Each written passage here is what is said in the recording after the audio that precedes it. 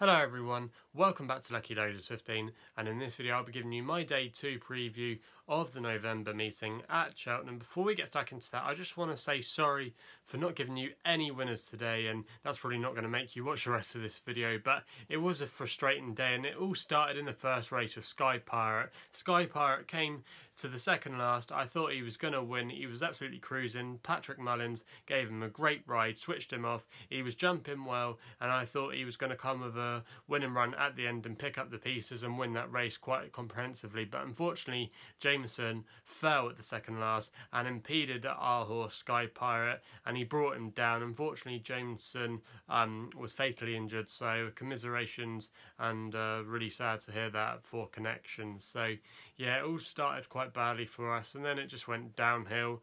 Mr. Whipped was one that nearly did okay for us. He made a few mistakes. I know it was his first time over Chase fences. He can be excused. I think that's going to be some decent form. Darlak as well was quite disappointing, but then actually ran on at the end under a strong drive from Richard Johnson. So be interesting to see where he goes next. Midnight Shot I thought was going to go close at the end, but he just ran out of steam. I just think he suffered from the long trip, but he ran a good race for a lot of the way, but I just think the stamina came into its own and he couldn't deliver a blow. So it was quite a frustrating day really, but hopefully we can do better tomorrow. I fancy a lot more tomorrow than I probably did today, in all honesty with you, so hopefully we can start getting some winners tomorrow. And it all starts at 12:40 tomorrow, and I think the market's got this really wrong here. Even though Never Adapt and Nicky Henderson and Barry Garrity in the JP Manners colours is an odds-on favourite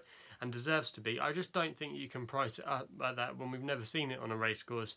This obviously reminds a lot of people of Apple Shakira last year, where it came under the radar and absolutely bolted up and was very well gambled on, and bookmakers are scared stiff that this is going to be a similar kind of thing. Also as well, there's been quotes for Triumph Hurdles on this horse over the last couple of weeks. I've heard anti-post from bookmakers, but again, that's just the hype of people in Lambourne, and then whispers going round that this is a horse trained by Nicky Henderson, owned by JP McManus, who always likes to have runners at the Triumph Hurdle, and of course it's always going to attract attention and you've got to take note, but until you see it on a race course you don't really know what to expect. So that's why I thought Quel Destin tomorrow at 6-1 could be a good each way bet to kick us off. Trained by Paul Nicholls, Harry Cobden booked for the ride, finished second at Chepstow 2 starts ago with a horse of James Williams at its meeting tomorrow, but I think it can overturn that form because it went on to win at Kempton last time quite comprehensively. It was very keen that day at Chepstow and was much more of an improved performance at Kempton.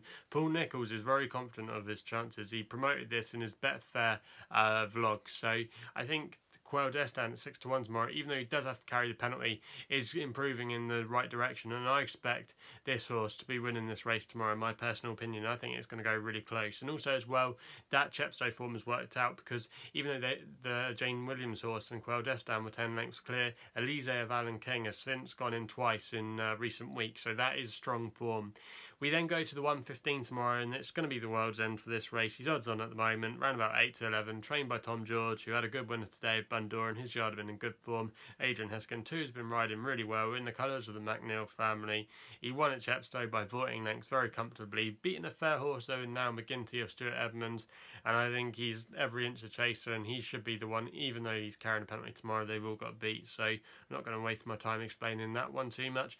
We then go to the 150, and a very interesting race here, and I like Vicente, 10-1 with bookmakers at the moment, again trained by Paul Nicholls, Harry Cobden booked for the ride in the colours of Trevor Hemmings, 2-time Scottish Grand National winner, finished second in this race last year on softest ground, where he didn't have his ground suit, but he ran a really good race, and he's going to like the good ground tomorrow. It's going to be drying out all the time, no rain expected at Cheltenham at all this weekend, so he should like the conditions, should be up his street. He can go well fresh. He's won at the course twice before in his career, and I think he's still got quite a bit more to give. So I think tomorrow with bookmakers paying some extra places in some places, you got 4 places as well from the basic each way terms. Vicente, he's got to go close, and for me, I think he can go well. So I think he's going to be well back tomorrow, and is the one you got to be with for me. We then go to the 225, where obviously it's the feature race, the Bet Victor Gold Cup, but I'm going with one here that's completely gone under the radar. I understand all the hype around Rather Be Mr. Whitaker, who is probably the one I like at the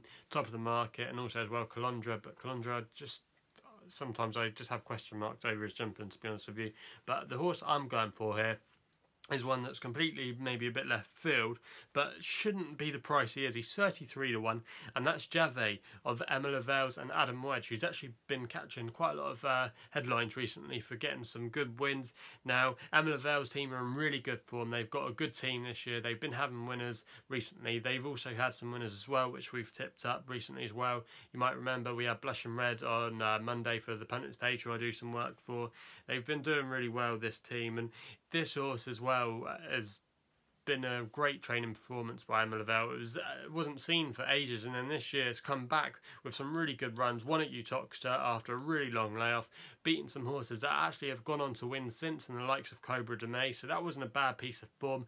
Ran a cracker last time at Aintree against Frodon to only finish 2 lengths down. These two are going to be a lot closer in the weights tomorrow, and I think this horse, even though it's only 9 years old still, is still lightly raced and should be there or thereabouts tomorrow. And I think it is one that could attract support. He might not, but I think he's got to be really close tomorrow, and he's a bit of an unknown quantity. I know he's run at Cheltenham before, and you could say, well, we didn't like it. Well, he's only run there once, and that was some time ago. That was a couple of years ago.